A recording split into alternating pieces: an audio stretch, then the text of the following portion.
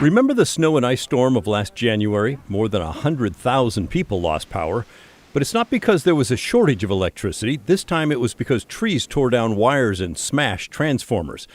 But this week, the Northwest Power Planning Council, which studies our electric grid and supply, heard from an industry insider whose camera was off, but he told them that storm pushed us closer to rolling blackouts than we've been in a long time. Personal opinion on that for me is it's almost a miracle that we didn't have rotating load shedding around the region. We came that close in terms of the 5 gigs of imports we needed from the desert Southwest and the Intermountain West to keep the lights on here in the Northwest that week. And yes, most of that energy coming up was thermally generated. In other words, the electricity that raced into our system back then was made by burning coal and natural gas.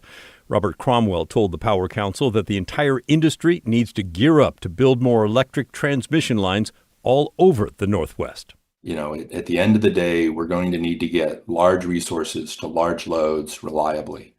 And we're going to need to build more transmission faster than any time we have in the last 70 years as a region. And we just simply don't have the institutional muscle memory in the utility organizations to do that. This is a graphic put out by the Power Planning Council last August. It's a summary of studies on what could happen over the next 5 years. The red box that says reference shows that if things happen as planners expect, we should have enough electricity to get by. But the next box down shows that if we only get low-end results on energy efficiency strategies, that we risk rolling blackouts in the winter. And that last box shows that if there are higher data center loads, in other words, more data centers and more need for electricity than expected, then we are in big trouble with the risk of blackouts in both winter and summer. He warned the power planners to be extremely careful. I believe the council's priority should be on reliability.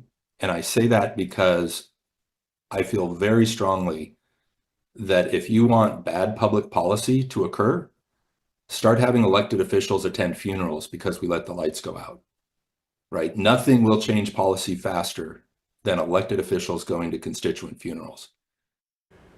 Okay, that's a chilling thought. But hopefully it does get all of our attention. There are serious challenges facing our region when it comes to the power supply. Christine? Yeah, I appreciate your expertise on these stories over the last few years. Thank you, Pat.